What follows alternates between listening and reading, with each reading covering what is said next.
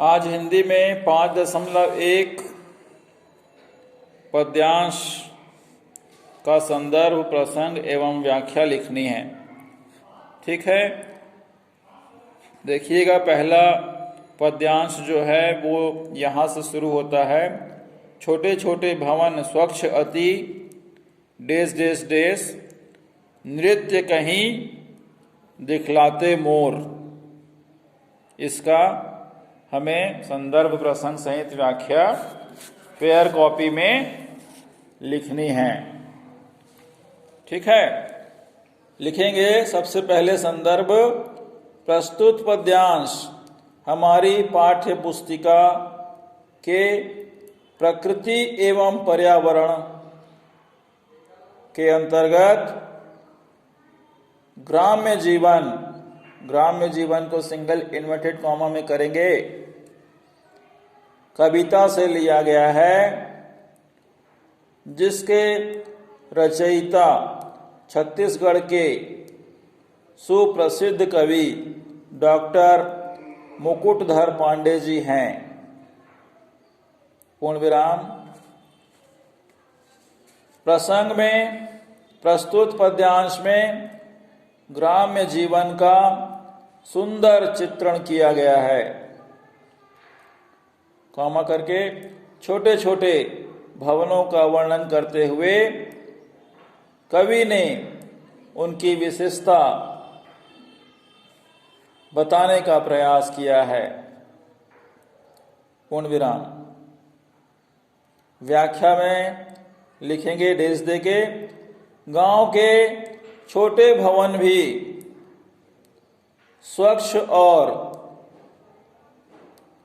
लिपाई पुताई के कारण, लिपाई पुताई के बीच में योजक चिन्ह के कारण बड़े सुंदर दिखाई दे रहे हैं। इनके सामने रत्न से जड़ित बड़े बड़े प्रासाद ब्रैकेट में लिखेंगे महल, ब्रैकेट बंद, भी फीके पड़ जाते हैं, ऐसा मालूम पड़ता है। पूर्ण विराम।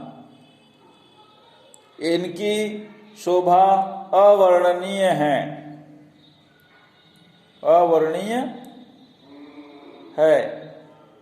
कॉमा करके, ये वास्तव में मन को मोहित करने वाले गांव के भवन होते हैं। पूर्ण विराम। वट वृक्ष, वट मतलब बरगद, ठीक है, वट वृक्ष एवं पीपल के पेड़ों की गहरी छाया चारों ओर फैली होती है। पूर्ण विराम। पक्षीगण समूहों में गीत सुनाई देते हैं। पक्षीगण समूहों में गीत गाते सुनाई देते हैं। पूर्ण विराम।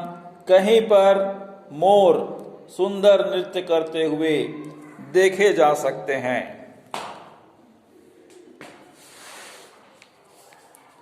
पूर्ण विराम। ठीक है, दूसरा पद्यांश देखेंगे।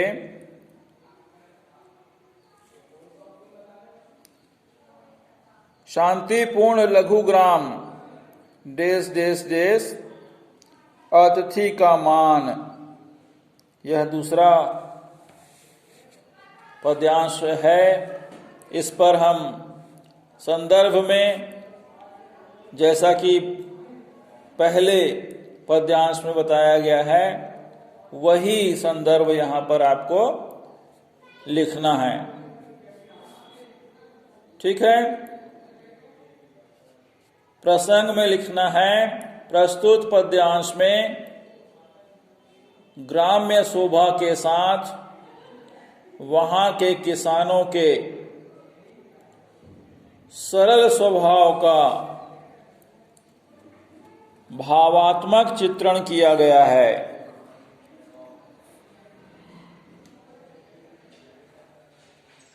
पूर्ण विराम। व्याख्या में लिखेंगे ग्राम्य परिवेश अत्यंत ही शांत होता है, कॉमा करके वहां अधिक शोर शराबा के बीच में योजक चिन्ह होगा, वहां अधिक शोर शराबा नहीं होता है, पूर्ण विराम। जैसे कि बड़े शहरों और महानगरों में होता है, पूर्ण विराम। शांतिपूर्ण जीवन सुखदायी और प्रसन्नता प्रदान करने वाला होता है, पूर्ण विराम। ग्रामीण परिवेश में आम जन भी सुख चैन महसूस करते हैं मतलब अनुभव करते हैं। यहाँ के खेती करने वाले किसान बड़े ही होशियार और सरल स्वभाव वाले होते हैं। वे बिना कपट और बिना द्वेष भाव वाले होते हैं, पूर्ण विराम। इनके मन में किसी प्रकार का कोई छल भी नहीं होता है। ये ग्रामीण जीवन के किसान धोखेबाजी शब्द से कोसों दूर रहते हैं, पूर्ण विराम। ये किसान आने वाले सभी अतिथि कॉमा करके मेहमानों का खूब स्वागत योजक चिन्ह देकर सत्कार करते देखे जा सकते हैं, पूर्ण विराम। ये ग्राम्य परिवेश इससे और भी सुंदर और सजीव बन जाता है।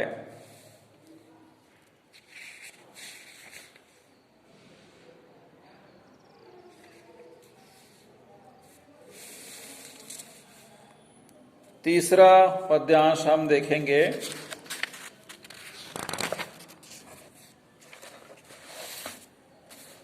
यह शुरू होता है, आस पास में है फुलवारी डेस डेस डेस, पुष्प यहाँ नित खिलते हैं।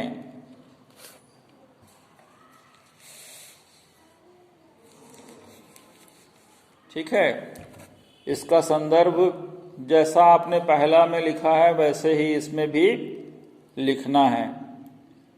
ठीक है, संदर्भ लिखना है भाई।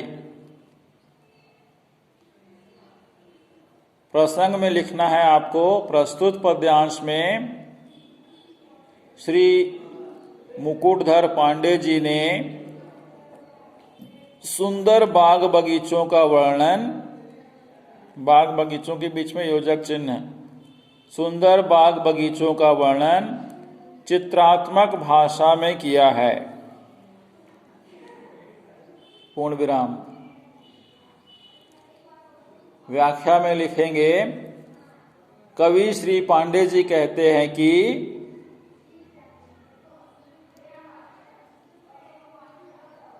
गांव में हर घर के पास एक सुंदर फूलों का बगीचा अक्सर दिखाई देता है, जिससे इन घरों का सौंदर्य और भी अधिक बढ़ जाता है,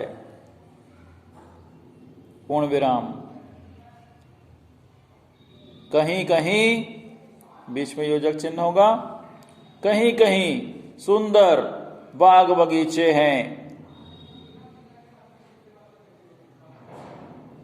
जिनकी शोभा अवर्णनीय है, पूर्ण विराम।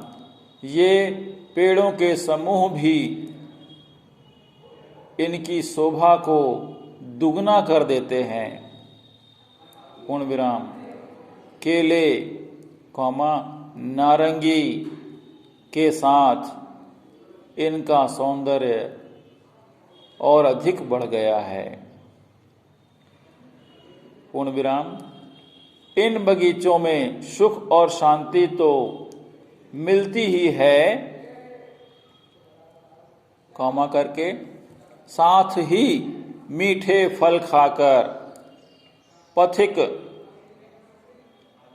पथिक मतलब होता है राह चलने वाला, पथिक मतलब राह चलने वाला, ब्रैकेट में लिख सकते हैं, आनंद का अनुभव करते हैं। यहाँ के फूलों के बगीचे से इत्र की महक नित नए रूप में महकती रहती है। पूर्ण विराम। इसलिए इन ग्राम्य जनों का जीवन विशेष दर्शनीय बन गया है। पूर्ण विराम। ठीक है, तो आज के लिए इतना ही। बाकी की दो पद्यांश हम कल आपको फेयर कॉपी में लिखवाएंगे। आप इन पद्यांशों की व्याख्या को एक दो बार पढ़ेंगे तो मानो ऐसा लगेगा कि हम किसी गांव में पहुंच गए हैं और उसे पढ़ने के बाद बड़ा ही आनंद का अनुभव होता है। ठीक है, तो हिंदी का आनंद लीजिए, उनके शब्दों को जानकर अपना ज्ञान बढ़ाइए। ठीक है, आज के लिए इतना ही। अपना ध्यान रखेंगे, स्वस्थ रहेंगे, लिखते पढ़ते रहेंगे। आपका बहुत बहुत धन्यवाद।